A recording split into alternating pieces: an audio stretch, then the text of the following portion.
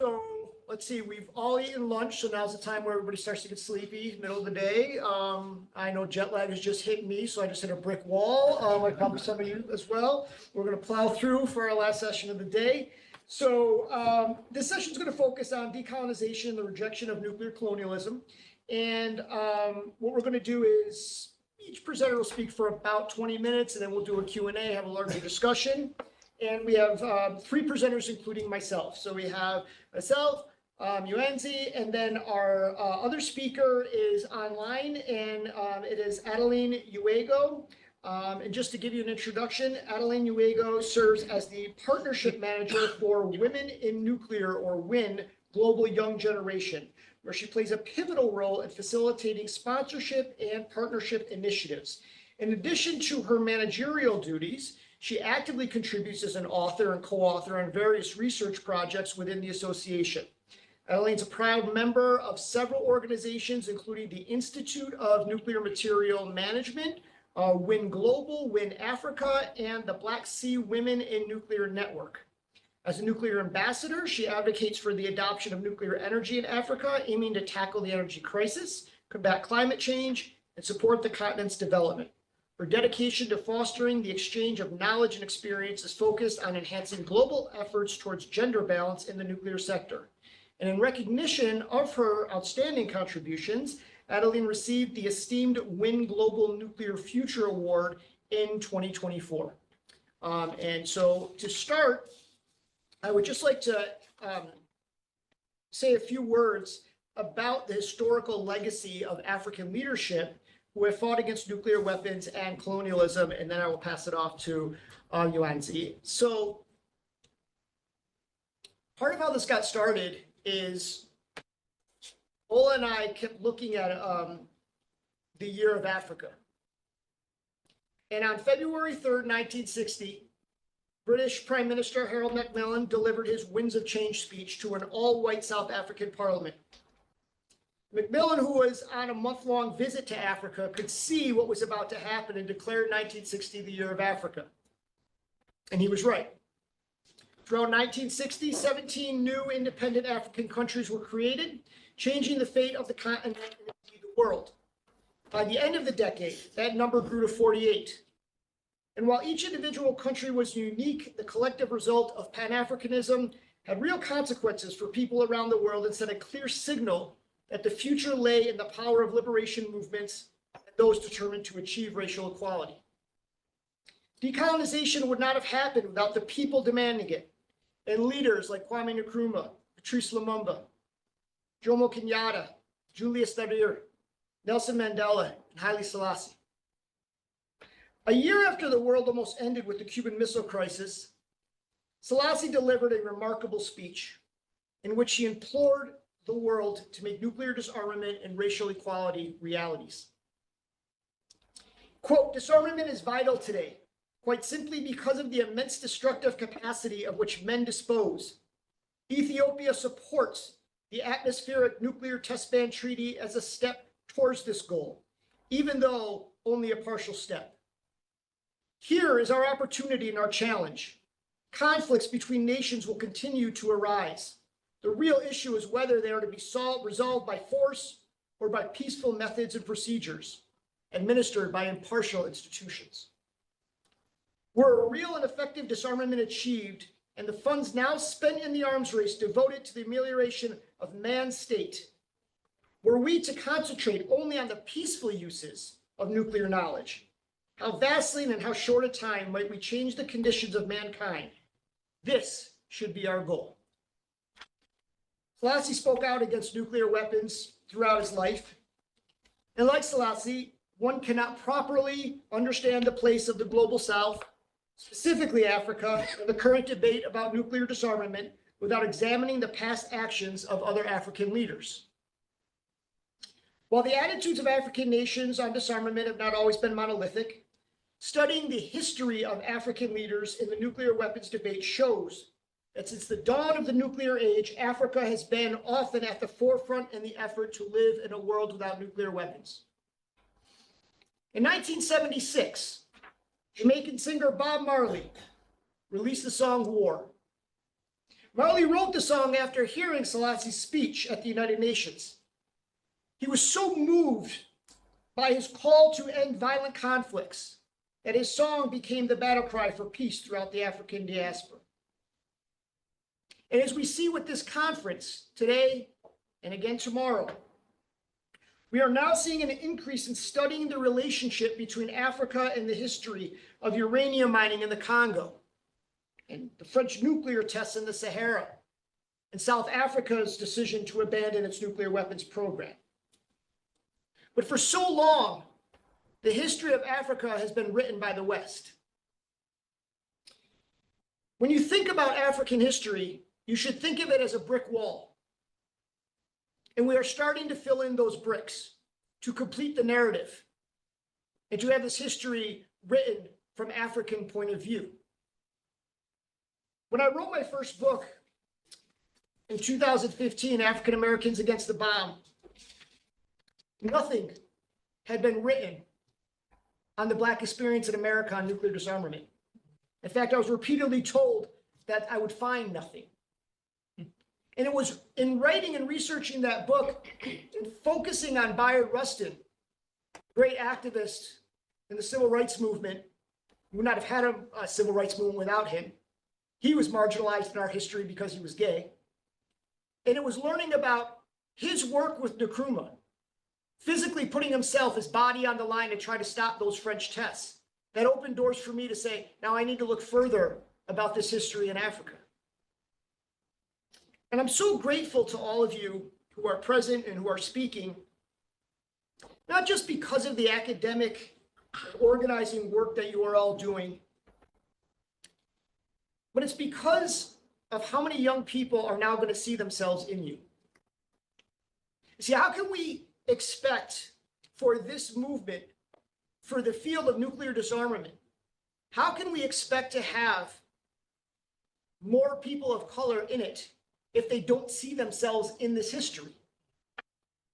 If young students only see whites in this history and don't see people that look like them and share a common ancestry with them in this, then why would they want to pursue this? And so we see this in all different ways when we say that people of color are marginalized. And of course, the crazy thing is that the issue of nuclear weapons overwhelmingly affects people of color more than any. When we look at nuclear testing, whether it is in Africa, whether it is in French Polynesia, whether it is Australian Aborigines, the Marshall Islands, Native Americans. Again, when we look at uranium mining in the Congo, when we look at nuclear testing and who has been the victims of this, and when we look at where nuclear weapons have been used or threatened to be used, where money could be better spent on nuclear weapons. So the issue of race and nuclear weapons is inextricably linked. Nuclear disarmament is a racial justice issue. It always has been. And when we see that there are people of color, people from the global south who cannot get a visa to go to the NPT, to go to these meetings and be heard, when CSOs are relegated to the mezzanine and can't even be on the floor to have those sidebar conversations that are so crucial, right? Then again, why would they want to be part of this? And so what you are all doing is you are opening these doors. You are the shoulders that the future generation will stand on because they will see people that look like you. Doesn't matter how many degrees I have or how many books I write. You will all are so much more important in this to a younger generation than I ever can be. And so again, I just want to thank you for all the work that you guys are doing and continue to do. And now I want to hand it off to you, Jo-Ansie, because I'm much rather hear from you and Adeline and have a larger discussion. Thank you. Thank you. We are done here because he has set the scene so much. Thank you very much, Vin.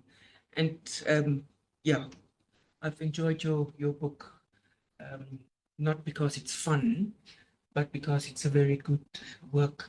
And it has linked also, shown also within the South African context. So I want to have a discussion Can I just ask, Ola, can I just start here? Yeah.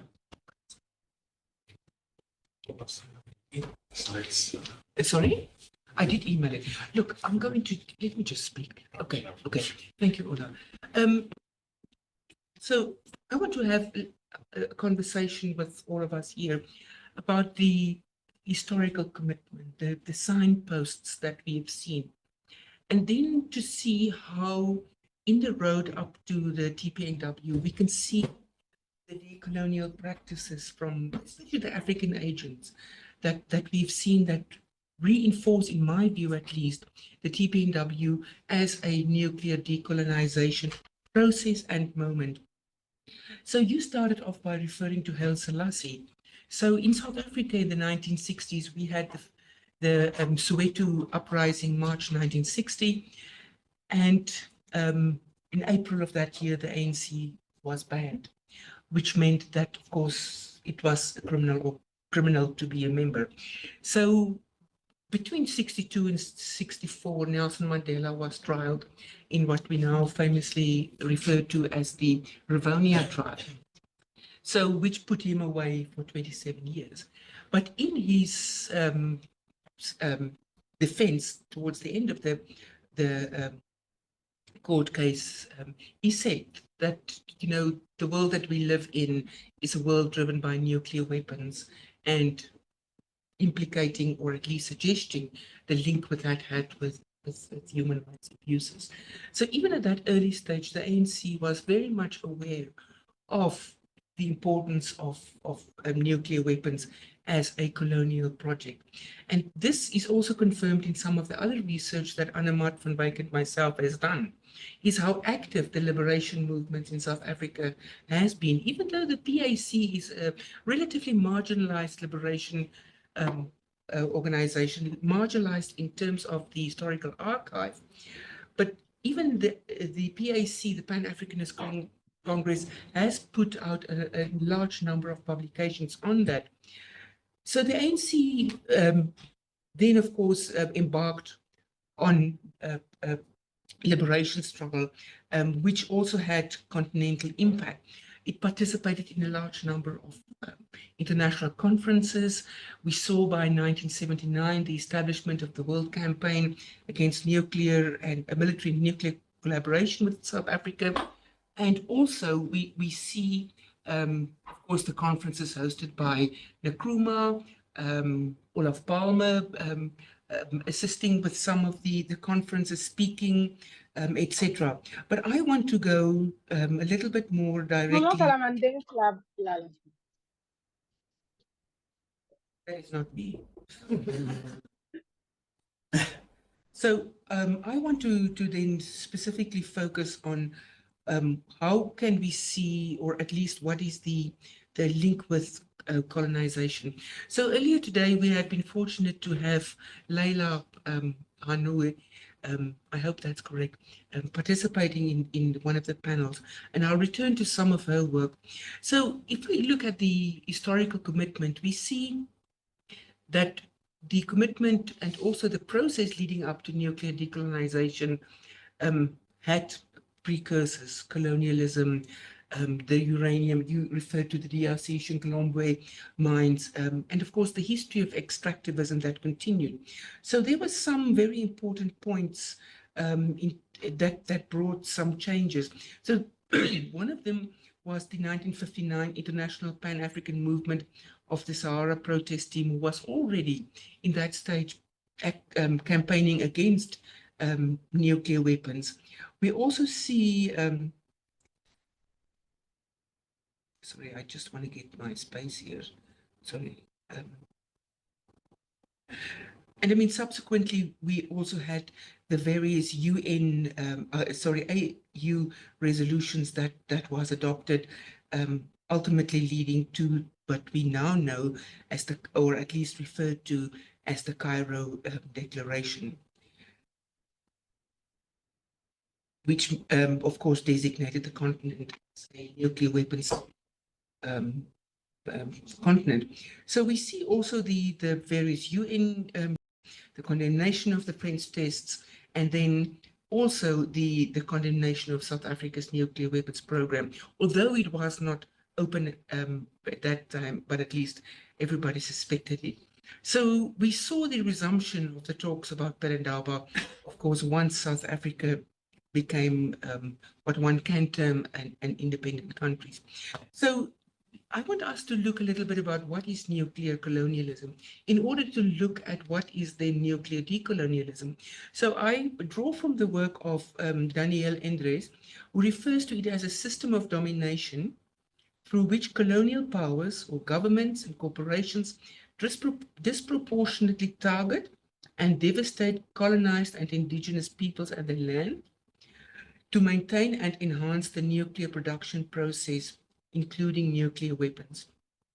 So this sounds like the status quo, basically, that it remains a system of domination, disproportionate targeting, the devastation of indigenous or people then to maintain basically power.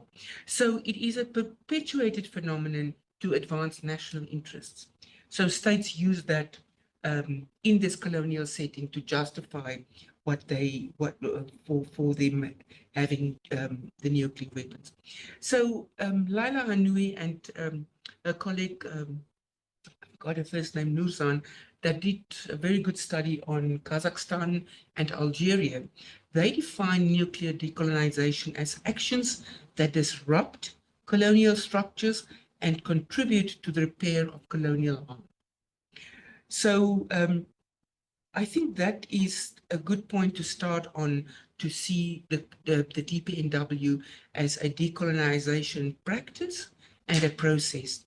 So one of the things since 2010, when the humanitarian initiative was introduced, is this new discursive practice, where the focus was on what is the humanitarian impact on that and the consequences of, which of course had a strong resonance in the continent, given the colonial experience and legacy.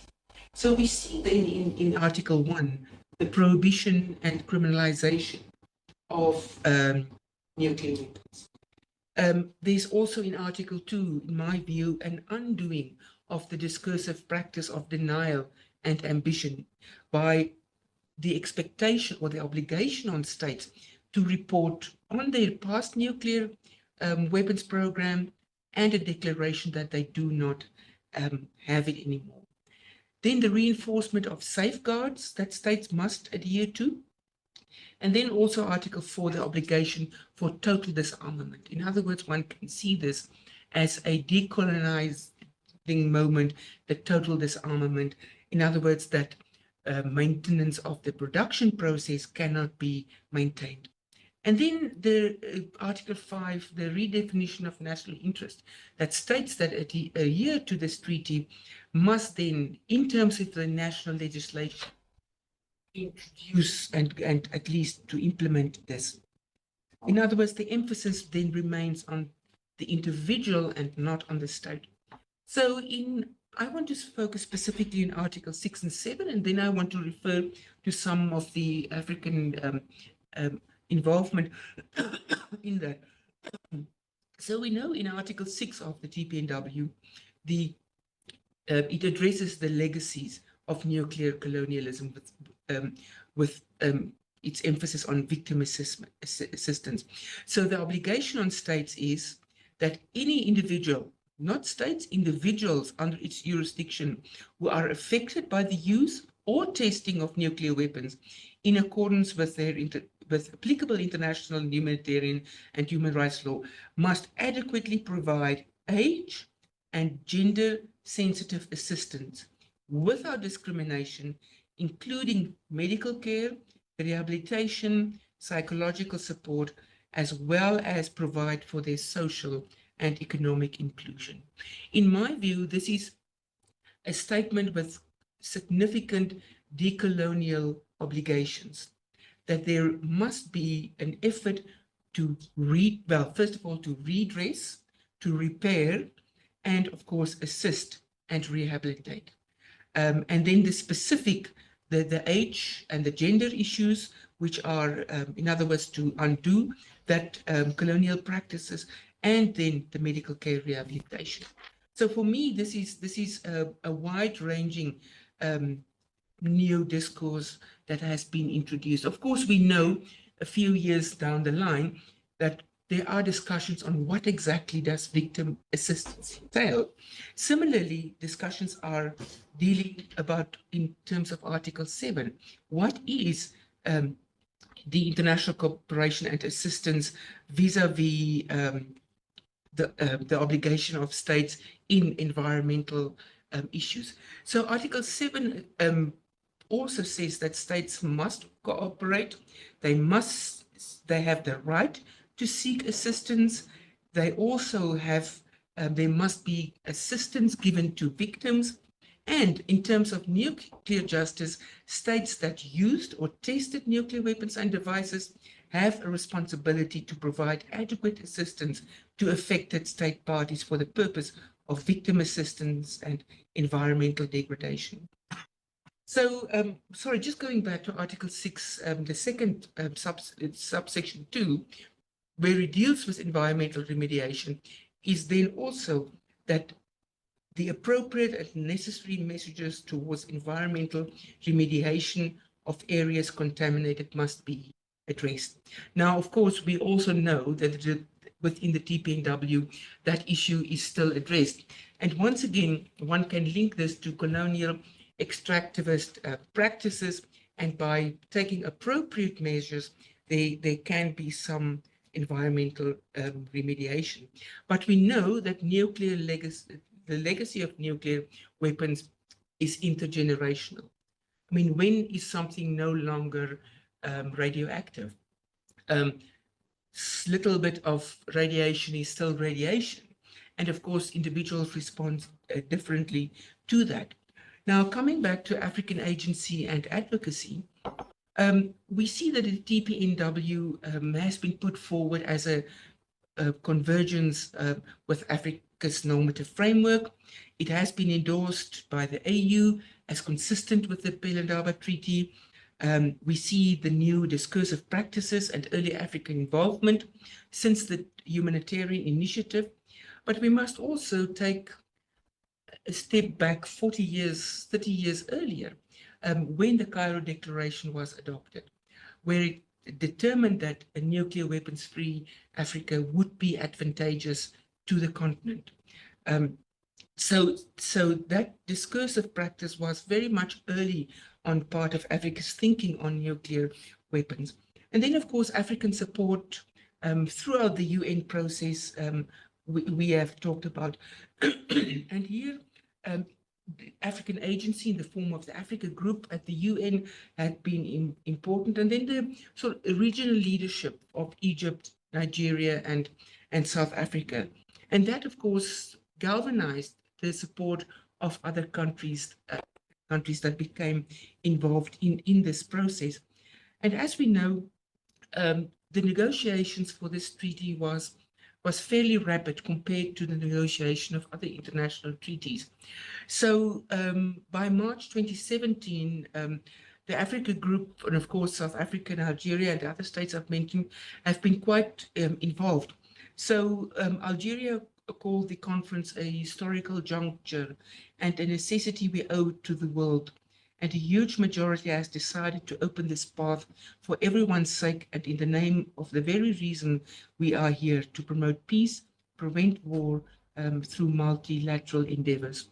And I think this is a very important statement by Algeria, specifically because it is the African state that had experience of nuclear weapon tests. And then similarly, the African group called the conference historic. It will be an important contribution to global nuclear disarmament. And South Africa described it as a major milestone in the history. And the only reason for our presence is to negotiate an instrument that will prohibit nuclear weapons. Then a few months after, we see that Mozambique, a country that we think is a small African country with perhaps no agency in international fora, became a very important country. Oh, thank you.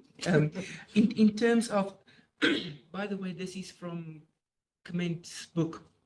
So Mozambique then becomes the facilitator on the transit and withdrawal of the treaty. So the rest was in closed meetings, but what we know is that African states actively participated in this. So here in this quote from Clement, you can see the president of this conference basically sharing the responsibilities with a number of countries, and then with Mozambique, Ambassador Commissario facilitating this important process, which I think is quite a feat for a small country. And of course, Mozambique, we should not forget, was like Angola, Mozambique, Botswana, Namibia, always living in the shadow of South Africa's nuclear weapons program. Also, Mozambique had, of course, also been the victim of nuclear armed apartheid, with the killing of Samora Machel, for example, the incursions. So I think it's a little bit of justice, well, a lot of justice. So what can we say about the limits of African advocacy and agency? One of the things is that the continent, with its 54 member states, has not formed a critical mass that can really influence nuclear weapon states.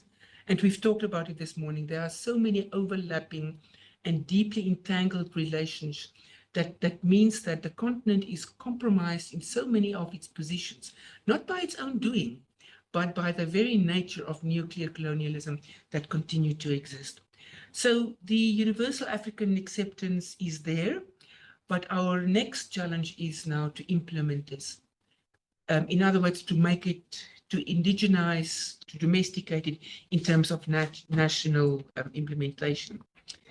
And here I think we need to think about the role and status of AFCON. And I'm very sorry to our AFCON delegate. We expect a lot of the Commission, and we know that you have particular constraints. And I think here, this is also an indictment to not only African civil society, but also to African states that have committed to Pelindaba, to the TPNW, of not strengthening this very important agency on the continent. I know the work that you do, and you do it under difficult circumstances, but I think we should not miss this opportunity to build this as a strong African institution within the AU family.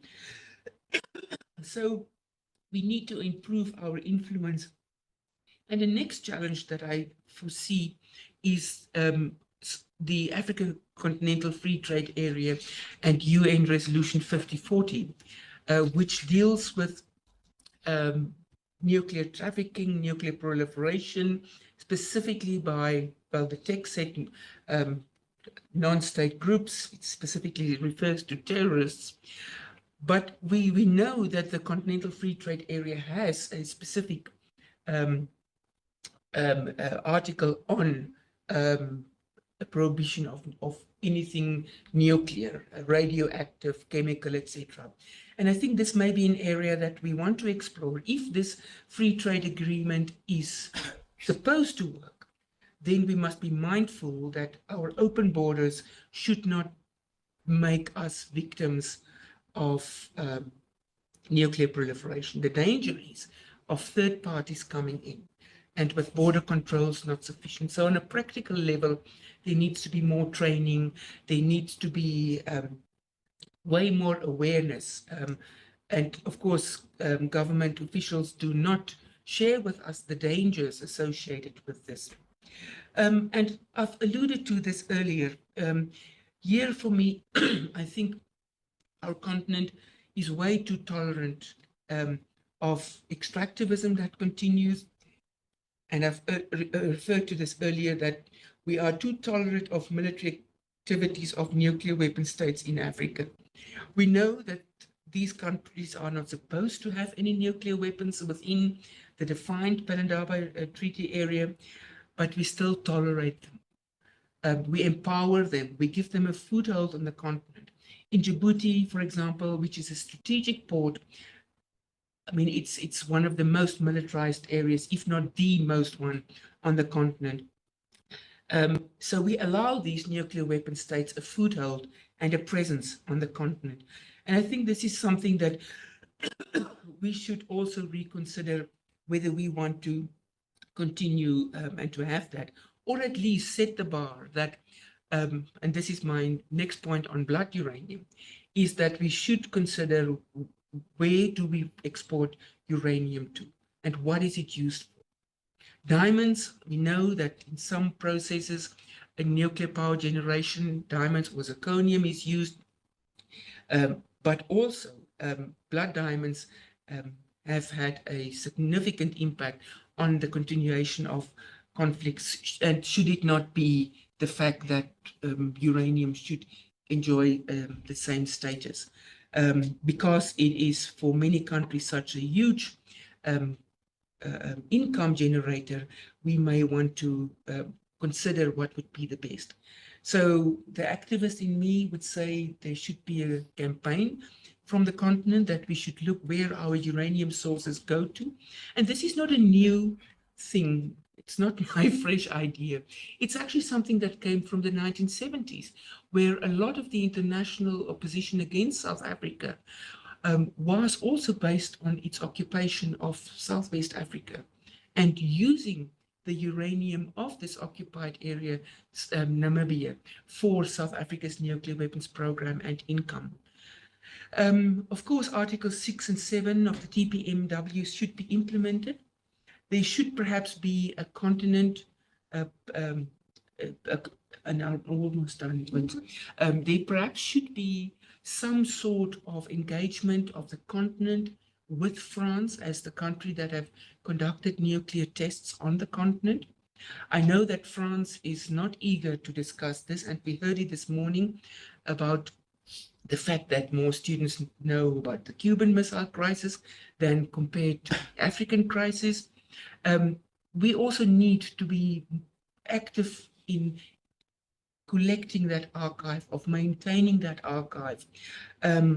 France has gotten a lot out of the continent, and I think it is a consideration, especially, okay, it is outside Article 6 and 7, but because we are in an era where colonial redress is very much topical, I think it may be very useful that we at least engage on this element also.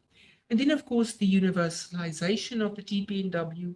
And then finally, we should perhaps think of a way that the TPNW and African involvement in that can work towards the implementation of the Middle East weapons of mass destruction free zone. The reason why I link the continent to it, of course, we are familiar with Egypt's position on it, but there are also literature that says that this Middle East zone is not only starting from the Red Sea going into the east, but it also culturally should include countries of the Maghreb and of East Africa due to the cultural element thereof. So does it mean that the Middle East zone will then be bigger? Should it be overlapping? We don't know, but it is a conversation that we should have. To conclude then, the continent has, in my view, a very strong case for its historical efforts to decolonize nuclear engagement in and with the continent. But as we used to say in South Africa, the struggle. Thank you. Now we're going to kick it over to Adeline, who is online. She should be with us. Hello, everyone. Yes, I'm here. So we can hear you, but we can't see you.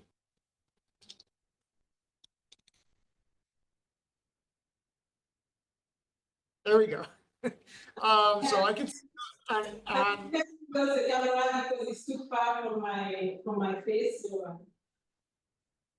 So. Yeah, we got you. So you're not on our big screen yet, but I can see you and hear you on my screen. So I'm sure you can begin and we'll adjust the screen anytime. So go ahead. Okay, thank you. Perfect.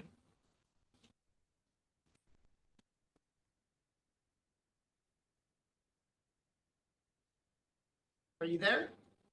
Oh, perfect. Can you see my screen? It's coming. It's just looks like it's a little slow right now on the internet side. Yep, Perfect. perfect. Okay, thank you. Thank you for giving me the floor. Good afternoon, good evening, and good morning, depending on where you are. I would like to start by thanking the organizers for inviting me to present our work on the establishment and maintenance of the African Nuclear Weapons Free Zone. In the framework of this conference, we will cover some of the grassroots activism and diplomatic negotiations that paved the way to the Pelindaba Treaty. History is even very often told by men, so if a woman is given the opportunity to do so, for me it's an opportunity to deliver a fresh perspective that highlights the contribution of women to the establishment of the Treaty of Pelindaba. So my presentation will be a little bit different. In the next 15 minutes, I will present the context, the objective, the findings, and followed by a narrative of the Pelindaba Treaty, that is some of the grassroots activism that precede its negotiation, how the awareness phase was implemented before the came into force. We will briefly present the operationalization phase and supervise before concluding. So for you to understand the context, the role of women in nuclear issues has garnered significant attention across various organizations and countries in recent years. One prominent initiative is the establishment of the non-profit organization Women in Nuclear. It comprises professional women engaged in diverse areas of nuclear energy and radiation applications. And among other objectives of the association, of the organization, they are dedicated in attracting young talent to the nuclear sector. So they created a Green New Generation in March 2021. Within that section, we are exploring the role and impact of African women in the African Nuclear Weapons Free Zone Treaty, and also known as the Treaty of Pelindaba, and its oversight body, the African Commission on Nuclear Energy Accord. We are carrying out this study, which we hope we help to identify and comprehend the key female voices that have influenced the treaty's development, provide deeper insight into the contributions of various African subject matter experts, practitioners, advocates in shaping nuclear non-proliferation norms and disarmament efforts in Africa and through the Treaty of Pelindaba, and finally to promote gender balance in nuclear discourse, decision-making, and policy-making. So the path to the Pelindaba can be divided into 3 sections. The first section concerns the key events and actors prior and during the negotiation phase of the treaty, leading up its signing in Cairo in 1996. The second section is about the actors involved in the awareness and advocacy phase of the treaty, culminating in its entry into force on July 2009. And the remainder section is about the operationalization phase, which is implemented by AFCON. So in practical terms, what is the relevance of the Pelindaba Treaty for Africa? Many experts since the morning have already said a lot. The Treaty of Pelindaba is an important part of the African Union peace and security architecture.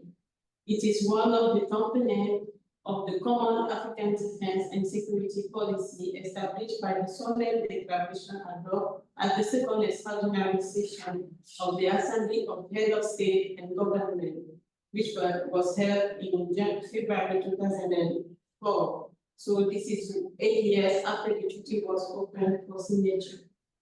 I have this lovely quote from the Peace and Security Council of the African Union, on 31st May 2006 that said, I quote, "In a world living under the threat of nuclear proliferation and weapons of mass destruction, in which it is also important for Africa to play its part in strengthening the nuclear weapon-free regime and to contribute to disarmament and nuclear non-proliferation processes, the treaty takes on greater universal significance." So how does everything start? I'm sorry. Yes. So the grassroots activism took place from 1960s to 80s. At that time, France was conducting nuclear tests in Sahara, and there was a nuclear program in development in South Africa and Ghana. Bill Sutherland, African-American civil rights and anti-war activist, launched the Ghana Nuclear Disarmament Council in 1959. He was married to Teodora Sutherland, a renowned Ghanaian playwright, author, and cultural activist, very popular. This probably contributed to obtain the support of the Ghana Federation of Gold Coast Women, founded by Dr. Adeline Yuego, a Ghanaian feminist, which was at that time the first national organization for women in Ghana.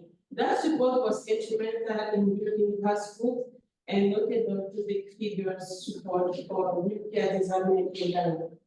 In November 1959 to early 1960, a team called the Sahara Protest Team, made up of African activists. We had Ghanaians, Morocco, Nigeria.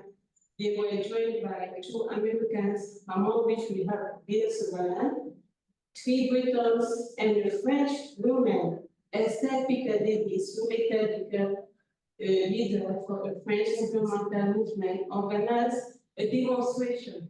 Together they raised international awareness of the impact of nuclear testing in Africa. Then later in 1961, the UNDA first adopted resolutions which called upon member states to consider and respect the continent of Africa as a denuclearized zone. Meanwhile, in South Africa, anti-apartheid activists and political figures as Albertina Sisulu and Winnie Mandela and others were prominent voices against apartheid government's nuclear weapons program, highlighting the disproportionate impact of nuclear testing on indigenous population. Wangari Maathai, a Kenyan social, environmental, and political activist, founded the Green Belt Movement, an environmental NGO focusing on tree planting, environmental conservation, and also women's rights. The Green Belt Movement organized mass campaigns against nuclear weapons across sub-Saharan Africa, arguing that environmental justice was linked to nuclear abolition. They mobilized widespread public support for a nuclear weapons-free Africa. For her remarkable actions, I can tell you that Wangari has been awarded in 2004, becoming the first African woman to win the Nobel Peace Prize. Then the French nuclear test in the Sahara led several African states to consider denuclearizing Africa. In 1964, the Organization of African Unity issued the Declaration on the Denuclearization of Africa at its first ordinary session in 1964 in Cairo, which was subsequently endorsed by the UNDA in December 1965. Then later in 1966, France put an end to its nuclear tests in the Sahara. Unfortunately, in 1970, the South Africa announced its ability to enrich uranium. So the UNDA established resolutions by creating the first group of experts in 1969, thus with conducting a study on the nuclear plans and capabilities of South Africa in the nuclear field, followed by another 10 years later, to study South Africa's capabilities in ballistic missiles with nuclear warhead. This illustrates ongoing efforts of the international community to address nuclear disarmament and security issues in Africa. Ursula Dancy led the Namibia's All African Women's Freedom Movement, which launched demonstrations against South Africa's nuclear weapon program. The movement helped in mobilizing widespread global support for a nuclear weapon-free Africa, attracting over 5,000 women in 1982. You can imagine at that time there was not social media. So to wish for women to be this kind of acknowledgement, it was incredible. So after various international and local pressures, and in the twilight of the apartheid regime, in 1990, South Africa accessed to the Treaty on the Non-Proliferation of Nuclear Weapons and dismantled 6 nuclear devices, and the UNGA resolution on December 1990 calls for the creation of a joint group of experts this time. So a group with the experts from UN and the experts from OUA. This marks the commencement of the negotiation phase.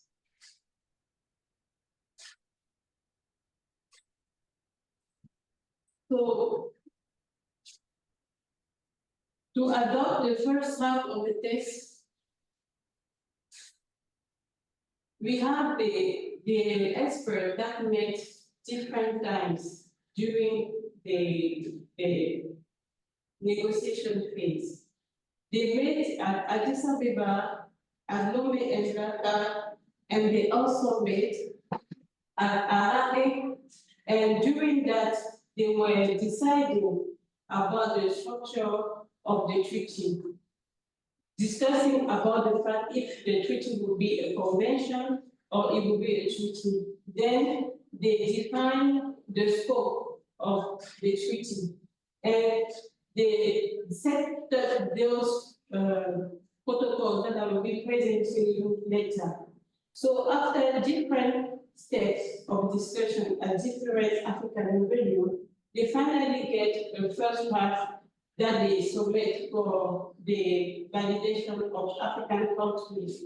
And that was to be concluded in the Windhoek and Addis Ababa meeting. You can see that in this expert book, we had this wonderful Liberata Mulamuna, a Tanzanian expert diplomat, who was contributing in building consensus on the treaty's key aspect, the administration, and also the coverage. When they finished, they had also the support of the Ambassador Joy Obon, Nigeria's top envoy on nuclear non-proliferation, who played a crucial role in overcoming initial resistance and achieving the consensus on the Pelindaba Treaty. The previous expert already expanded on how the negotiation phase was not really easy. Then after that first complete draft, the draft had been concluded, finalized into the treaty form that we know in Johannesburg, and then after in Pelindaba. And it was in the Pelindaba, that last African venue, that they decided to give the name Pelindaba to the treaty, because Pelindaba in local language was saying the end of the discussion. The discussion is settled, so also they represent the role that the South Africa plays in obtaining the African nuclear country zones. It was a kind of recognition from the country that came from South Africa. So that's how they finally allow us to go to the treaty awareness or advocacy phase. So the treaty awareness and advocacy phase took place between 1996 and 2009. several stages were necessary before the treaty could enter into force in June 1995 at the 31st ordinary session of the OAU in Addis Ababa. The African Nuclear Reform Free Zone Treaty was approved by African heads of states. Then, in 1995, we had a regular session of the UNGA that approved the treaty, and the treaty was signed in Cairo in April 1996 by 47 of the continent's 53 states.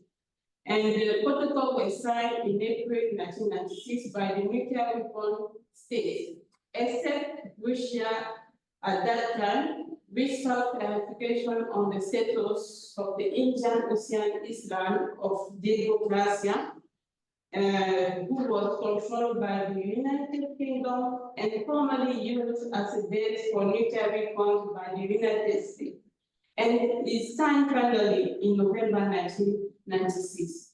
Then China, France, the UK, and Russia ratified the treaty's protocols. Spain neither signed or ratified the protocols 3, and none of the protocols have been signed by the US. So the UN Security Council issued a statement on 12 April commending the African Nuclear Weapon Free Zone and states eligible to be parties to the Treaty of the Pelindaba, you can see, is the African Union states, the 5 NPT nuclear weapon states, and the non-African states with the de facto or de jure responsibility of territories in the geographical area defined by the African Union as Africa. And at this point, the treaty needs to reach a majority of African countries to enter into force, so a minimum of 28 ratification. And the first committee of the United Nations General Assembly Disarmament International Security reviews the African Nuclear Weapon Free Zone Treaty every 2 years, at which time the committee adopts a resolution calling on African states that have not yet ratified the treaty to do so, and on the parties concerned to accept these protocols. It also calls on African states to conclude comprehensive safeguard agreement with the IEA.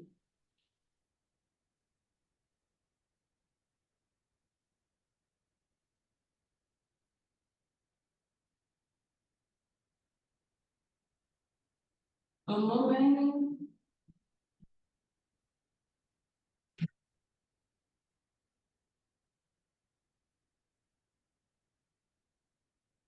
So we come now after the ratification of the 38 country, the Treaty of Pelindaba entered into force, creating then the AFCON, which is the organ in charge of the supervision of the implementation of the treaty. It has different organs: the Conference of State Parties, the Commission, the Secretariat, and the Bureau. We had Dr. Kozalana Dlamini Zuma, the senior officer and politician of South Africa, who has been the chair of the African Union, that provides visionary oversight and commitment to upholding the treaty standard as the depository, and she helped to secure the set of the AFCON in South Africa. And we also have the Amina G. Mohammed, Nigerian British diplomat and politician, who have been identified as one important person from the agency, the first women to have been chair in the board of governors and the IEA. She secured the IEA formal cooperation with Africa's nuclear freedom. And that's how the operationalization phase has been progressed. So to summarize this presentation and not being too long, we can say that the germination of the Pelindaba Treaty took root in the grassroots nuclear disarmament campaigns across Africa in the 60s and the 80s, often spearheaded by groups of leadership women, and through their passionate organizing and messaging, African activists powerfully demonstrate that nuclear disarmament was an urgent priority with widespread grassroots support across the continent, influencing African leaders to consider a nuclear weapon. And public pressure mounted from African governments to address nuclear disarmament in the early 90s. The negotiation progress of female diplomats proved indispensable to reconciling competing strategic interests and achieving consensus on the landmark Pelindaba Treaty. So women have been involved in the implementation and monitoring of the Pelindaba Treaty. I quote Ambassador Afu, who said the Pelindaba Treaty's very existence is the testament of the African women who have struggled to prevent mercy in the background and whose consummate diplomacy finally transformed nuclear abolition from dream into reality. So through their visionary oversight and principled commitment to the defense of Africa against nuclear threats, different actors have contributed to the establishment of an African nuclear vision. And Africa's regional disarmament force and the establishment of the Pelindaba Treaty highlight the significance of Africa's commitment to regional peace and security through nuclear disarmament. And this is a legacy that they left to the younger generation, a legacy that we have to present. And thank you for your attention.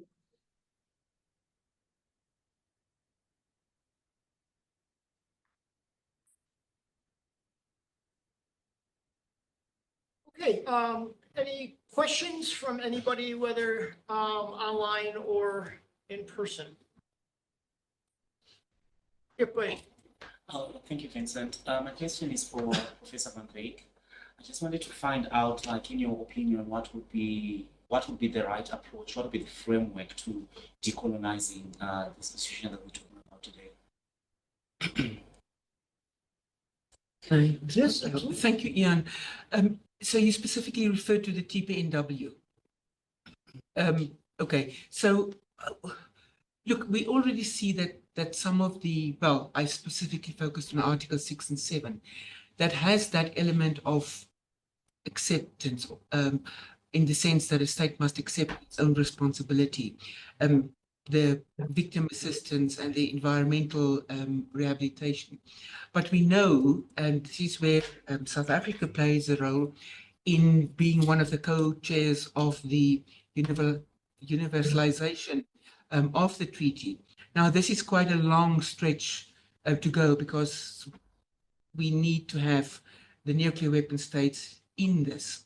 So the TPNW process has been very accommodating of these non-signatory states, that they can attend some of these conferences, albeit then as a non-participating, or at least not on the floor.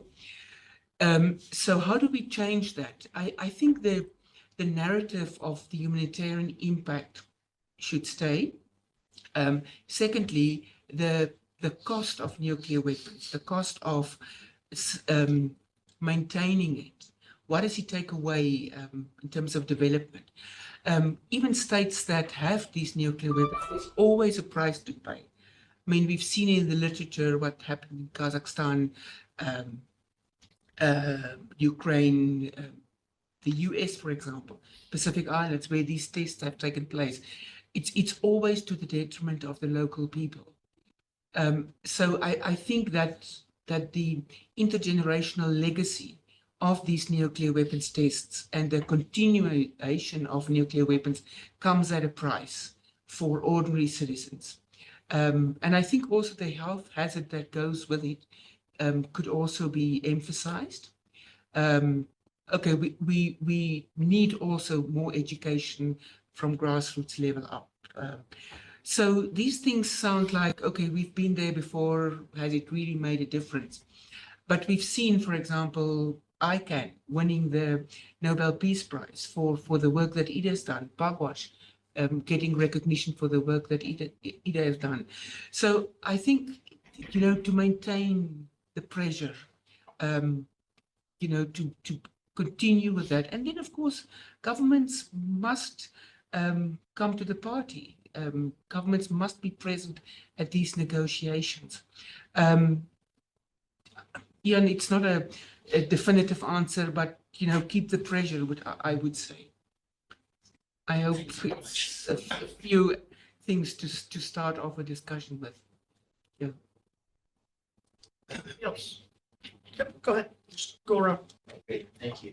Yeah, thank you so much for such an insightful presentation. I have a question on regional efforts, looking at disarmament, Pelindaba in particular. How do you envisage, or how do you see an active role that can be played by Pelindaba as far as reinforcing other international nuclear legal instruments, in particular maybe CTBT? I think this room can go to anyone pretty much. Thank you. Adeline, do you want to give that a response?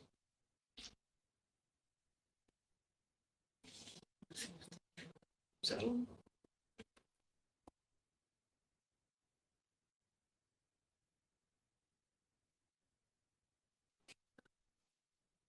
Yeah. Just double check. Yeah.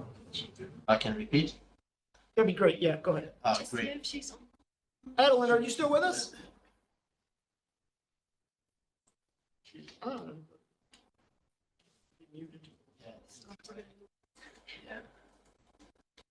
Go ahead. But then again, I feel like anyone in the room can answer the question. I was just wondering while she was presenting on the Pelindaba Treaty and regional efforts as far as disarmament. Looking at the Pelindaba Treaty's mechanism on disarmament, how can it reinforce other legal regimes which are also looking at disarmament? You want to? Are you specifically referring to regional mechanisms in Africa, or let's say Latin America, Tlaleloko, Rarotonga? I think I'd say so, Pelindaba, in Africa. I suppose there's one line of argument that can say, but look, we already have the Pelindaba Treaty, so why do we need other mechanisms? But we know that the African Union works with these regional blocs. So some of the work that I've been involved with, we've been trying to see how these regional organizations can respond to specifically Security Council Resolution 5040 and the Africa Continental Free Trade Area.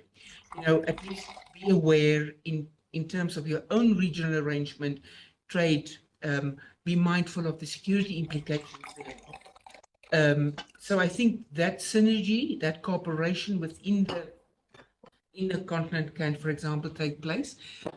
My impression is that the continent, and this is not a criticism against AFCON, it just seems to me that African diplomats on the continent are not engaging enough on the issue.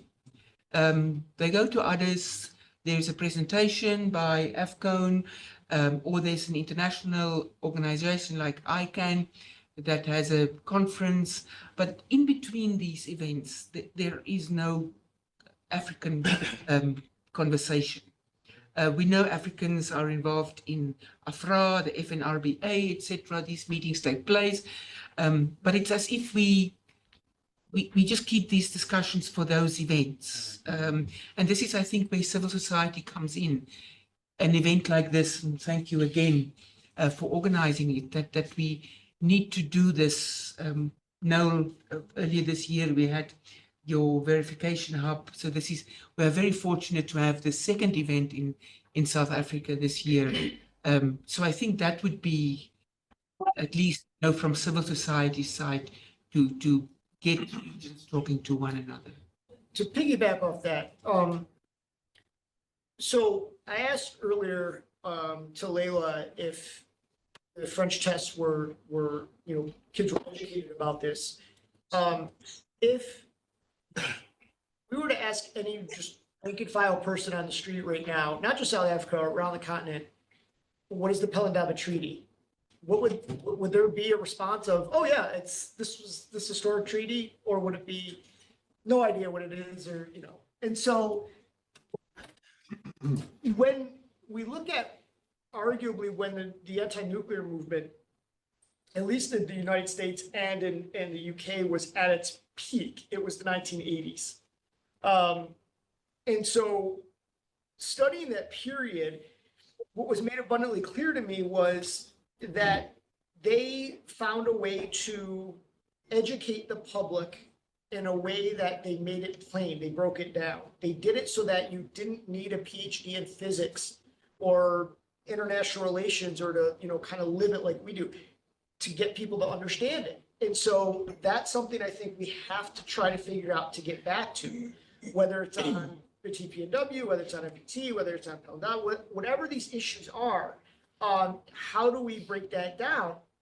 Ola and I received a grant to do that, to create a podcast to do just that. And so, for example, when Russia said they were going to put nuclear weapons in space, so on and so on, we immediately did an episode.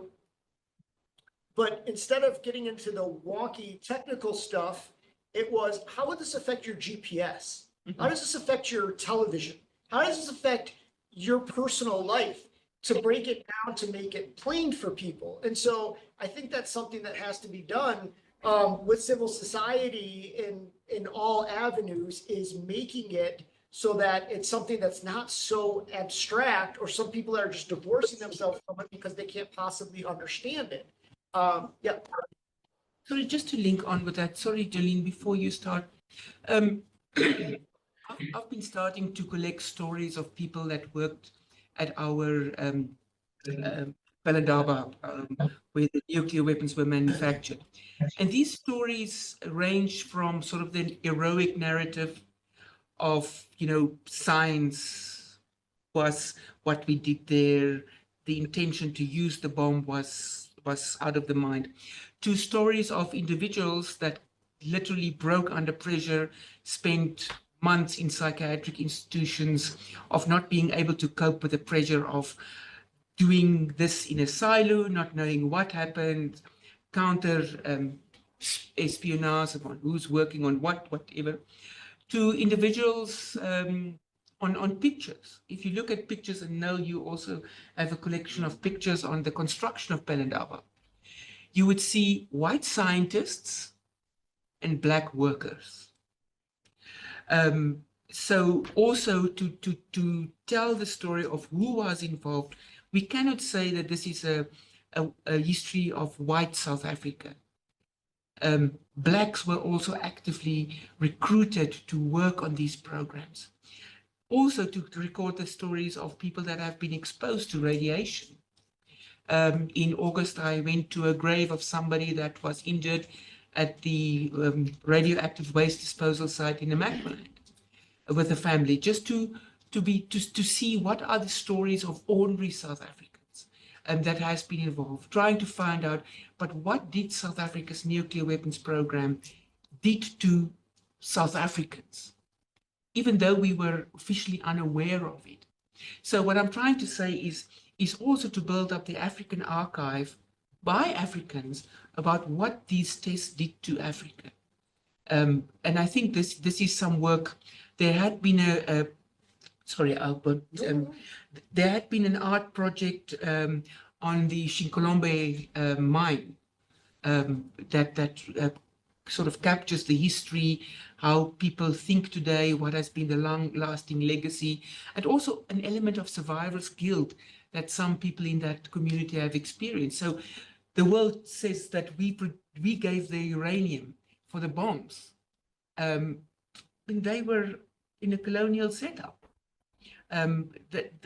These communities had no say in this whatsoever. Trying to capture all those stories and make it real, that people can say, but here is a woman that played a role, or here is a man that fell into a pit where a casket has broken and he passed away a few months afterwards. To make this real, it's not a story of scientists and governments only. Yeah, and it doesn't always need to be in an academic article that you gotta, you're not getting paid for, you're working 4 years out for one line in your CV and to get in a peer-reviewed journal. There's other ways that you can educate the public on this through social media, through TikTok, through your YouTube, through your whatever, whether it's you're an artist, whether you're a poet, whether you're, use those gifts that you have for this issue, and because everybody is, going to be different in that regard. I just think there doesn't need to be one way of educating, because some people are visual learners and some people do want to read that tomb of a book. Others don't. So, that's what you have to think about, is how you're going to reach individuals, meet them where they are, meet students where they are, meet the public where they are, meet them where they are, instead of expecting them, to come to you. How often I see in the civil society world talking at people, you should know this. Why aren't you engaged in this? That's not the right approach. It's meeting them where they are and then talking to them. And you're going to have to change maybe how you speak to somebody, whether it's I certainly won't use the same message when I'm talking to a young athlete. For that person, I'm going to talk about Muhammad Ali. I'm going to talk about the 68 Olympics. I'm going to talk about Athletes United for Peace. That's going to be a different message than when I'm talking to a Black congregation. I'm going to use a very religious or biblical message talking to them about what it means to truly be pro-life. And so you have to think about those different ways to get to, to educate the public and to get them engaged in this issue. So, have Adeline back. Okay. Adeline, do you want to jump in here on any of this? Yes, I'm here. Okay, just let us know if you want to jump in on any of this. If there's not a question directed, right to you, whether raising your hand or just, hop in and use the chat, but we'll get you in here because we want to hear your thoughts. There was one question directed to her, which was about how the Pelindaba Treaty Yes. reinforces the global disarmament regime, specifically in the African continent. I sent her the question in text so she can. Okay. So there's a question that we put for you in the chat section. If you can see that, Adeline, if you want to offer anything on that. Okay.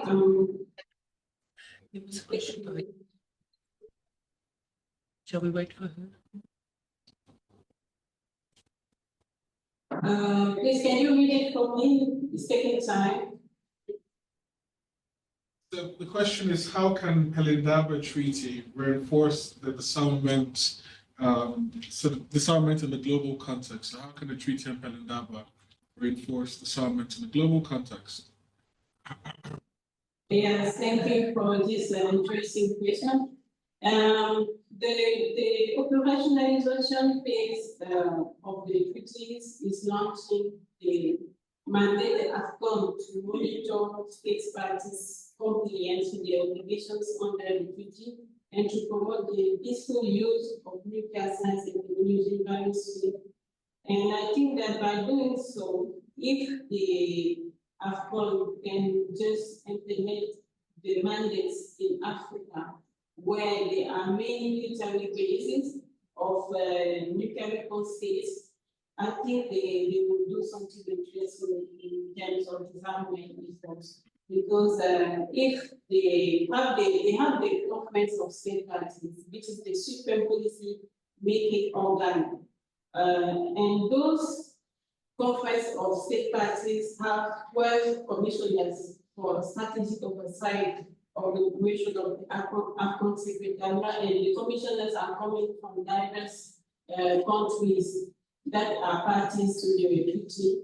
And some of those countries are the countries that have also military bases. If they can review the policy, if they can see how to be enforced the framework, I think the continent can be preserved from having some kind of nuclear weapons or reducing the risk of stocking the nuclear weapons in our in the African Caribbean zone.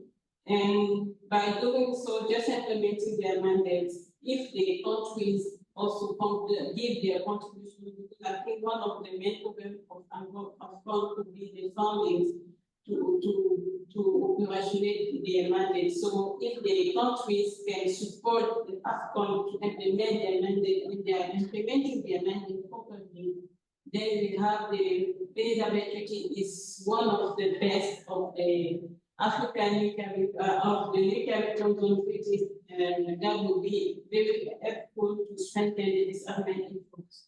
Thank you. Questions? We can go right around the horn. Go ahead. It's not a question, actually. It's a response to your question, part of the answer to your question. And as presenting AFCON, your question was, what is AFCON, what is the Pelindaba Treaty doing regionally in Africa?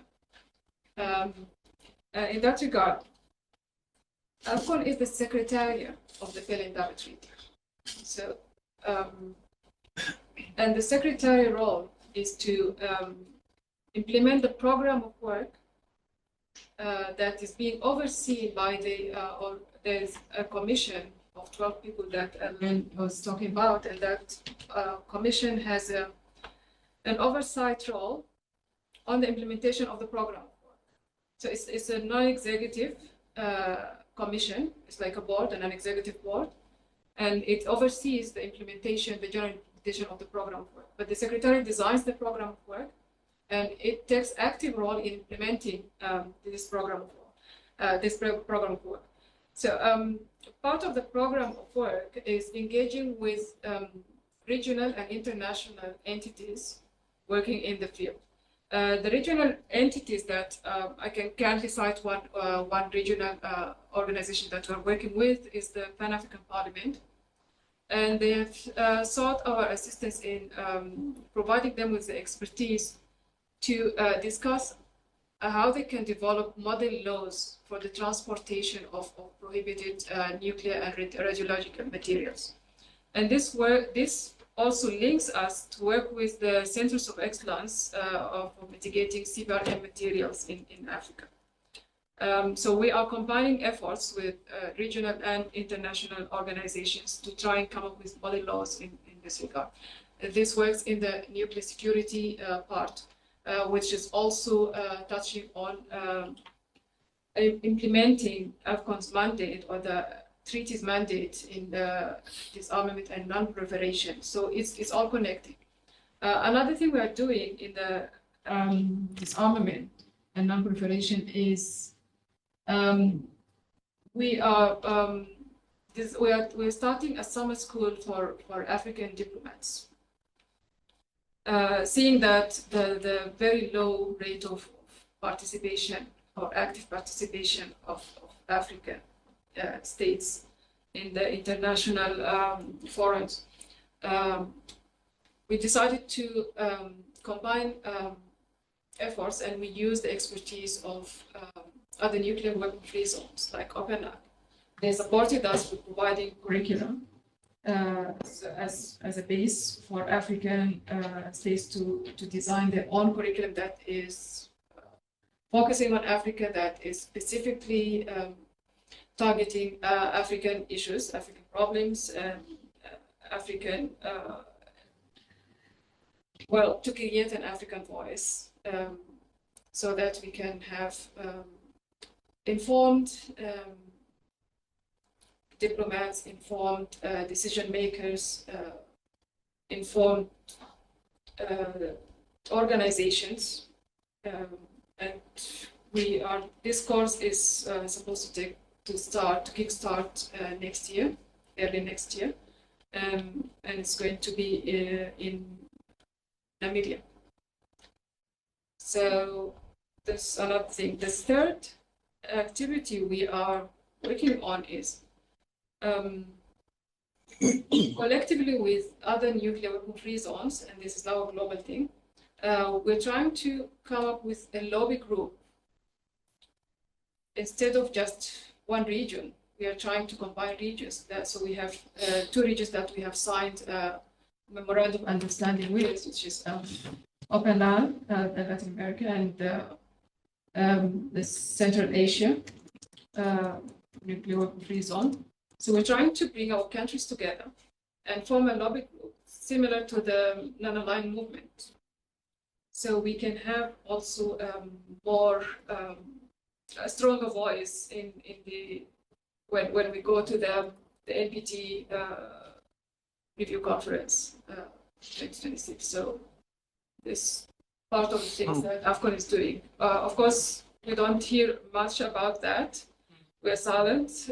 We're not silent, but our advocacy machine is not really that strong because we lack resources. So like any other African organization. So we're also, in a way, looking for support to implement these activities. Thank you. Go ahead. Well, maybe just back to the TPNW.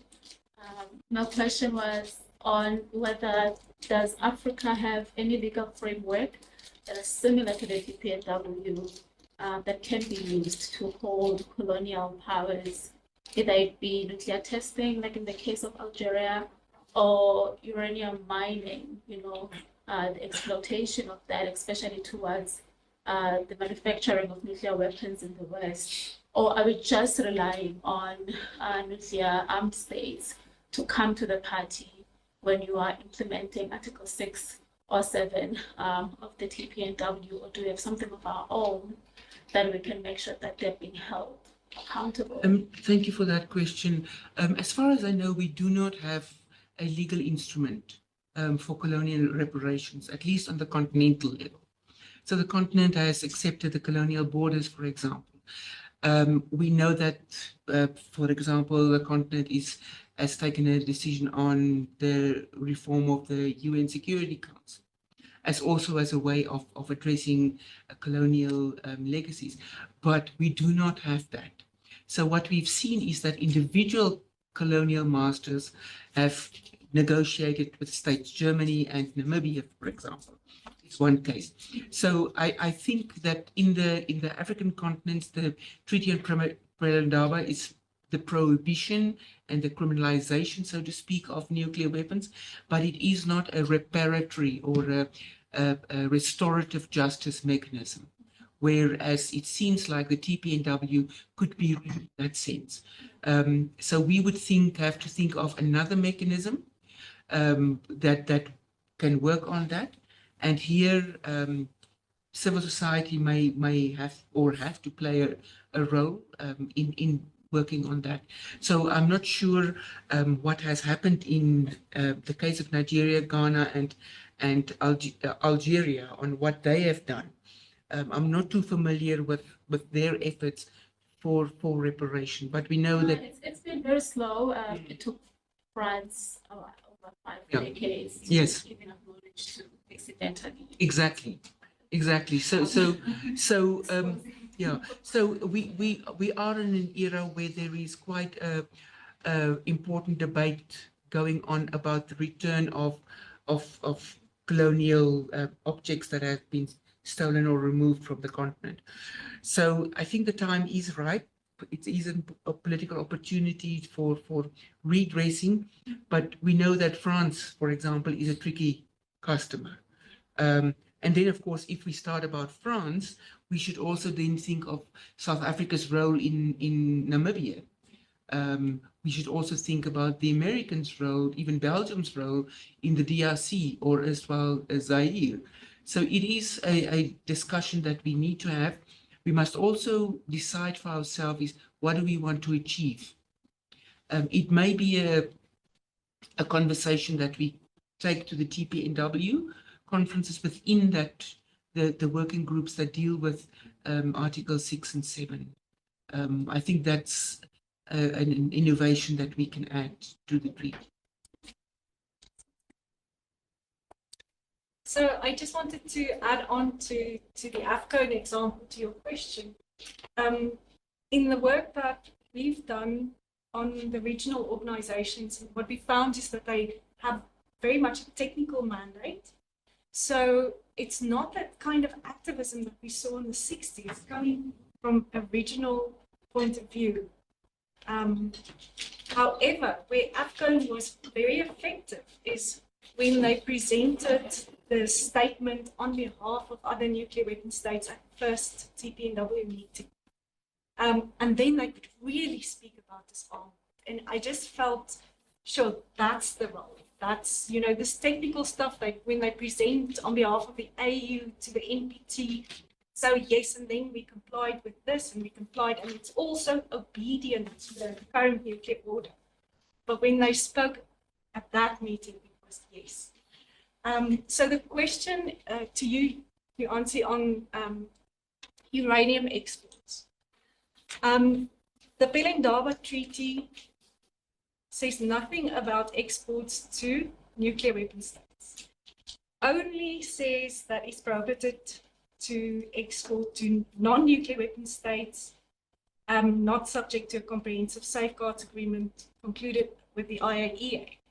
So here then came in the US-India nuclear deal and the NSG, because the NSG now made it legal to export to India, not under safeguards, full scope safeguards, but Pelindaba made it illegal.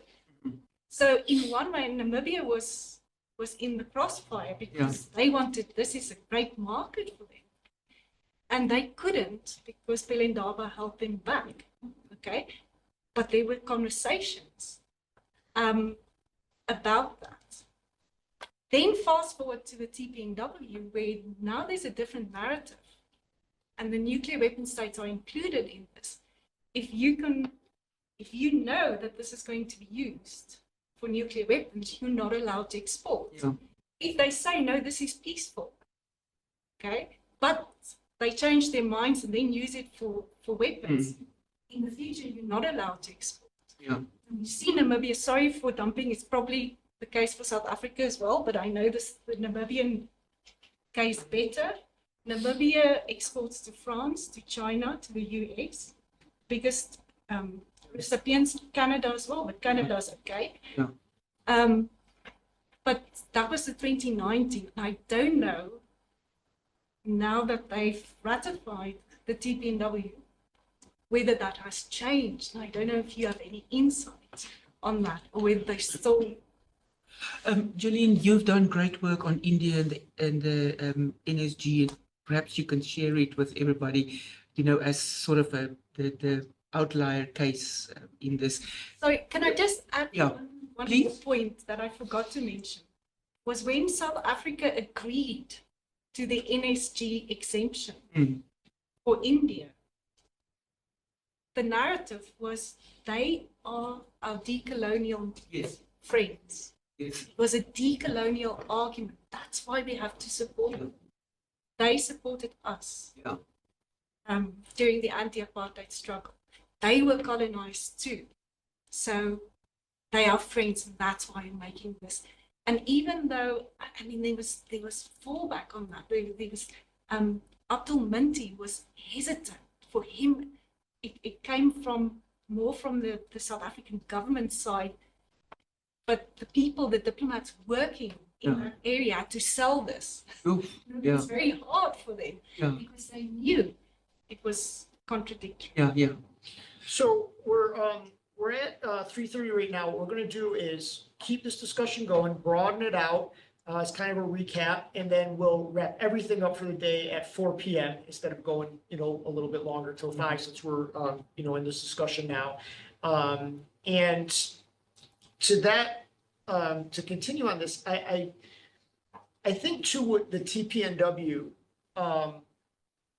it comes across sometimes as it's the banning of nuclear weapons and humanitarian consequences, and then that's it. And I think instead we need to keep looking at it as a tool. It's not the be all end all. It's a tool to get where we're trying to go. And there's many things that come with that, whether that is shaming the nuclear powers for what they're doing and what they have, I think that the TPNW doesn't get enough credit for what they have done or what ICANN has done in terms of the financial aspect of this. I mean, what New York ICANN did to get to New York City's pension fund to drop over $400 million from nuclear weapons making producers, that's significant. That matters.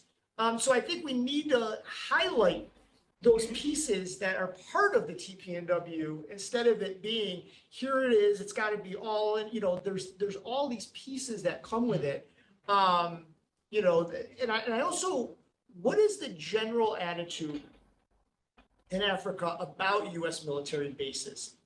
Is it don't know, don't care, nonchalant? Is there a movement? Is there that we don't want these bases here? Is there pushback on that? Is it talked about in the media? What is the attitudes on this issue? I'd be curious to know.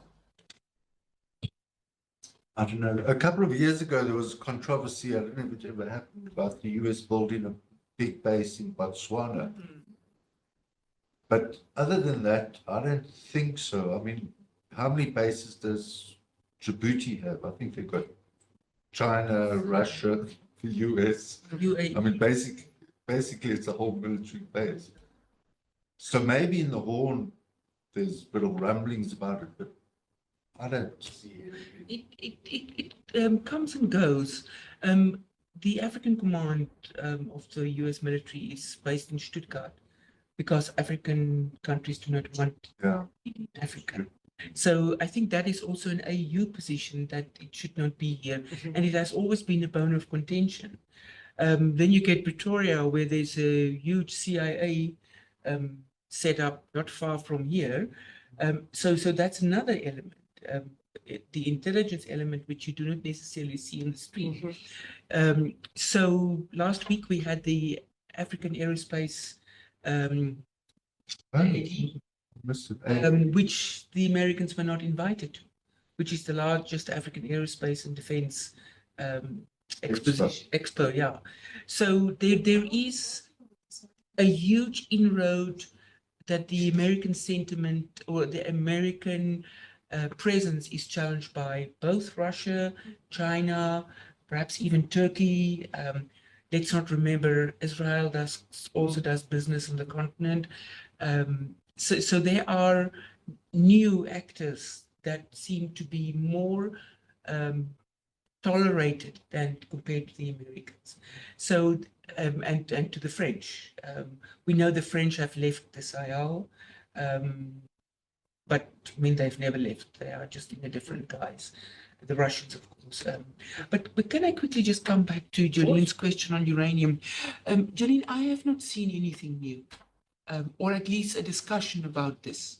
And I think this is, for me, so important is let's start where the problem begins, is where do you get the material that you use? I mean, irrespective of plutonium, tritium, all of that, we need to start at the source. If you turn the tap there, I think that's important. So that we also know as Africans, because we are so heavily dependent on uranium and other resources, that I think there is an agency that we can exert. But, and then the economic argument comes up, but it is such a source of income. But it can be used for peaceful purposes. The continent is in dire need of medical institutions. So it's a tricky one, but I think it's a conversation we need to have. I have not seen anything except Gabriel Lert's work, which is 2 or 3 years old already. So that's basically the latest. Perhaps our envoy has some updates. Yeah. Not formal conversations about this, but pretty much brainstorming between some state representatives and CSO activists, especially regarding the responsibility that TPNW states have regarding their, they say fissile material exports, but it's really uranium exports. There's also been some P5 representatives in this conversation, so we've been able to sort of anticipate what the public rebuttal will be in the near future. which works for some of the big uranium suppliers in Africa. And that is that unless you have some sort of export control regime or some sort of end user inspection in place for something like the TPNW, so flipping the export control regime as it is today on its head, unless you have something like that, countries like France and China, especially China, would be able to act like a black box where they take the uranium hexafluoride and mix it up in this black box of their fuel production as well as their nuclear warhead programs. And so there's no way to hold them accountable. So that black box strategy is already being discussed by exporters and by importers, because exporters, of course, have interests that economic importers, like China, for example, don't really have that many other suppliers that they can rely on if they want to reach strategic parity with the US, for example, next decades. So I think there's onus on the TPNW regime, medium and longer term, since it's still a very developing and treaty regime, to start to develop some sort of export control regime. And that's where the discussions end. But I think my personal opinion would be that one way to go around this issue would be for Africa to keep a lot more of the supply chain of nuclear fuel, such that value-added exports where we fabricate the fuels in a way that they can then be trackable, where the importing states will have to actually disassemble the fuel rods and whatnot to be able to mix them into. So that's the discussion. I think that's the suggestion. Another option, but this is a few years ago, has been to have an African nuclear fuel bank. But we know that that's a very expensive exercise, and the IAEA runs one. There's one in Russia, I forgot now. Sorry? Yeah. So, and then there was at one stage also plans for one in Siberia. But I don't know where exactly that is. So the danger is that we overcomplicate this process, adding new security and safety regulations, adding more institutions, burdening Africa instead of those that, do whatever they want. But I think we need to have some sort of discussion about where we are going with this, so that it is a beneficiation process advantaging the continent, and not necessarily those that are on the receiving end of it. Yes. It's too early days for them. We hope we have some sort of conversation. But I mean, Julian, you always inspire me. What is it that we want to imagine? How do we imagine the future to look? And I mean, and this is what I think as Africans we need to do, is to imagine what is the nuclear future. I mean, I recently I'm actually still writing on it, on nuclear art in Africa. How do artists see the future? It's bad. So, those of us that can have half a cent of influence in this, we must be able to imagine a better future, living with this. I don't know, well, we are already doing it with consequences, but yeah, to imagine the future that we can make. Just a quick chip out of the nuclear art. Yeah. Apologies if it's too much, but this is something I noticed sort of casually. Being Nigerian, I listen to a lot of Afrobeat music, and there's lots of production effort into music videos. And literally in the past year, there's been about 4 music videos from prominent Nigerian Afrobeat artists that feature some sort of nuclear apocalypse very casually in the background. And this is something I've noticed very recently. I can name 3. There's Rema, there's Brent Boy, and there's Rema and Brent Boy, 2 sort of featured it. So it's becoming just a casual feature. Yeah. So I think this feeds into the public psyche. Yeah. Interesting. Thank you for sharing that. I didn't. Wow. Any other final thoughts or questions? What is the museum landscape on this issue in Africa. I say it because, you know, the US, I always say we're really good at celebrating war, but not peace, right? There's a wall on the mall in DC with the names of 58,000 US soldiers that were killed in Vietnam, but nowhere in the entire country do we talk about or even mention the 3.8 million that were killed. And if those names were added to the wall would be over 10 miles long. Maybe people would really think about the effects of war, right? So we don't talk about peace. And so I wonder, I know there's the Anti-Apartheid Museum, and I just wonder if there is efforts, or has there been, about peace, and liberation movements, and the anti-nuclear movement. There's such this rich history. And has there been, you know, any efforts to create a museum, whether with private funds or with governments? And, you know, I don't know, but. Do you mind if I start? Yeah. Yeah, absolutely. I have an article under review, but it's come back, so it needs to stay a week long in the inbox. So before I open it, but the case, it's for the Journal of Heritage Studies. So what I basically do is to argue the case for South African nuclear heritization. Now, the argument can also be, but why do we need this such a dark part of our history? But how do we remember? So what I've seen in what I've tried to pick up is going to these visitor centers at Kuberg and Pelindaba.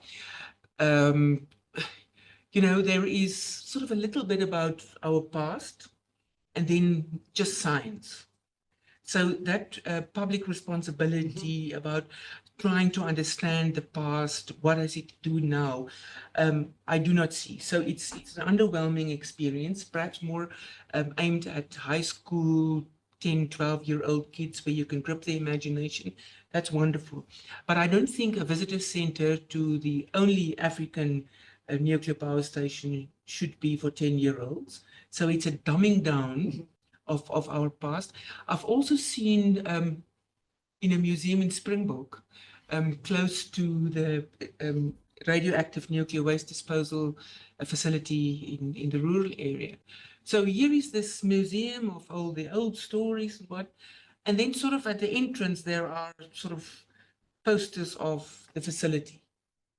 But once again, not telling the story, putting it in context in the region's history. So what Noel, and he should also be here, is that we've been trying to collect, well, we have been collecting pictures, art, objects, books, but what do we do with it? So an online archive could be one, that one then writes sort of the backstory on what's been happening. All of this takes time and money. Sure. And we don't have a discussion on that, which I think is, well, this is what I try to do with that article. So perhaps some other voices in the room will help us. So I heard you talking about you. We're talking about the nuclear heritage, the state of museums, nuclear past. Yeah, we really need to collectively get together and actually do something about it because it's getting bad. Yeah, right, just a quick two-finger this, and just because I was there a couple of weeks ago, but at RAF Fylingdales in the north of Yorkshire in the UK, where the US hosts one of its ballistically slow warning radars, some social scientists have done a project called opening up Fylingdales. So there's a thing called the Fylingdales Archive, and what they've done is, like you said, they've gone and collected loads of bits of kind of material. It's not about celebrating the role in missile defence or in nuclear warning, but just telling the stories of the scientists that were there, telling the stories of the people through the objects and this stuff. And I can send you the link to get it. And the two people that run it are really approachable, so that might be a good place to go. But interestingly, the UK has a bit of a problem with this as well. I think the UK is pretty good with museums in general, and to some extent telling about the story. But in this area, it's a bit more difficult, and that's one of the few examples I can think of where they have done it. So I can. Because in 1995 in the US, all hell broke loose with the Enola Gay exhibit. Yes, the Air and Space Museum wanted to put the Enola Gay, the plane that dropped the bomb. And what scholars were asking for was to not just put the US narrative that saved, ended the war and saved millions of lives, etc., but also to have the point of view of the victims. and then let people do their own research and their own thinking and decide. And because it was government funded, people lost their jobs. It became a political issue. They pulled funding for the museum. It was, a nightmare. But so yeah, that issue of public history and how these things are remembered, how who's telling those stories is vitally important. I know I keep harping on kind of that education piece, but I mean, it's just so. If the goal is to educate the public to get more people into this, to caring about this issue, yeah, it's something and clearly there's a need for it here. Maybe this could be a project of Africans. Yeah, an outcome or something though that we could, talk about. Well, Yeah. last podcast is precisely that. Yes. Last podcast recorded, which isn't yet publicly available. So Oh, really? Oh, we're good. looking at how one of the authors, or the author that's written the book that the Oppenheimer movie is based on, is actually converted this for Young readers. Yeah, that's what he does. He takes these big issues and then adopts them for young readers through Penguin Press and others. And yeah, it's a way to reach, junior high kids, and just talking to them about the process of what do you include, because you can't assume they know what even the word communism means, and where they, and those kind of things. So, yeah, it's great. probably public in a few. Yeah, probably be weeks. out next week. Yeah, that one. Yeah. Last week, so. So what else? Any other? Yeah, I would also be interested in that, in particular, the technical aspect of disarmament, saying that South Africa did disarmament, there was verification, just to see how that was done technically, to sort of provide some of the best practices on how armed states can go about, disarmament verification, because there seems to be a lot of secrecy around their weapons. Yeah. That's one of the main focuses of the African Hub, in fact, is to try and it's really hard because I don't know who to reach out to. a lot of the documentation was destroyed, except and there's rumors that the dismantlement records that were taken by the IEA are no longer in existence. That's a rumor, don't quote me. That the IE itself has it's not a rumor. Destroyed or lost the It filing cabinet. It was a junior that deleted the file. I picked it up somewhere. Yeah. No, this is of great concern to us. And we try to recreate some of these histories through working what I call the old men. And we've been quite successful in that so far. And trying to, people have things in their garages. So trying to get that, what I call primary material, into one central archive. Yeah, even starting an oral history project. Yeah. And archiving that, digitizing it, for others to then use. Yeah. For example, Professor Mutong, who was the independent auditor, he did a report to de Klerk. And to try and get hold of that document, it's virtually impossible. And that would be really interesting, his report to de Klerk, that everything's been done. Knows this about me. I scout the internet for all these auctions. On the strangest places, I've got documents, medals, buttons, entry cards, Kuba. Yeah. It's out there. People either don't know the value, the cultural value of it. Tell the story of Scope magazine. Yeah. Just to be. Sorry, this is now off verification. Can I quickly tell the stories? Apologies for you that have heard the story before. So, anyway, I'm interested in this public imagination that South Africa had of the bomb, because it was officially secret. The whole world knew about it, but we did not. So, so I came across on one of these auction sites, what can we call it? A titillating pornographic magazine that was banned. A penthouse. Type of, South African version of it. Yeah. Soft porn. Yeah, for today, it's I mean, it's light compared to those times. But anyway, it was banned. And it ran a number of articles on this, on the nuclear potential, nuclear weapons of South Africa. So I bought those on an auction. No one, of course, can't remember it. Those. I was too young. You were too young, exactly. So, I mean, in the strangest of places, I mean, these things are, and I found it funny that it was hid in plain sight to a male audience again. But do you mind if I just come back to your question? So there had been an article by Pericos and they worked for the IAEA, and then they were here for the IAEA verification program. So in the South African case, we have two stories. The South African government's unilateral disarmament process and its own, the process, and then the international one that was verified. So in between these processes, there's been a lot of politics also going. The one accusing the other and then saying, okay, but we had no problems with one another. So, for example, there were discrepancies in some of the material. What the South Africans said, the IAEA could not find, for example. Even to this day, the debate is still open about how much highly enriched uranium we have. So there is quite a lot of literature on that, but more from secondary sources. Another gift that I think that we need to talk about on the Nuclear Archive is what do we do with WikiLeaks, Cablegate, Kissingergate, all these leaks that have taken place. I mean, as much as there is a lot of information, it's not verified. It's yes, sometimes the archivist that sort of signed off on its name is there, but what do we do with that kind of sources that are open, that have been leaked? Some of them redacted, some not.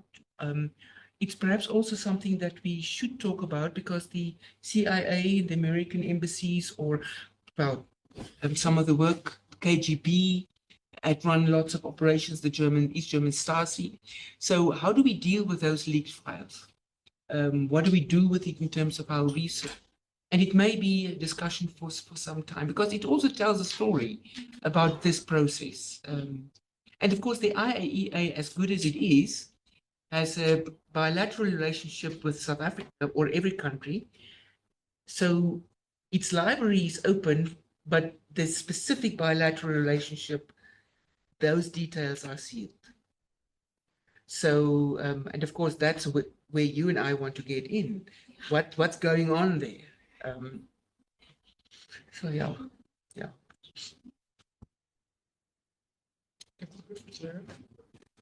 All right. So we will wrap it up for today. Is everybody on their own for dinner tonight? Play that by ear. Okay, see how everybody's feeling. So we go back to the hotel and unwind a little bit. Tomorrow we will start at 9 a.m. again, same schedule, start time. And we'll, Andrew will be kicking us off with our first session. So we'll look forward to another great day tomorrow. So thank you all for participating today, for hanging in there with jet lag and being tired and everything else. So thank you guys and look forward to tomorrow. Thank you.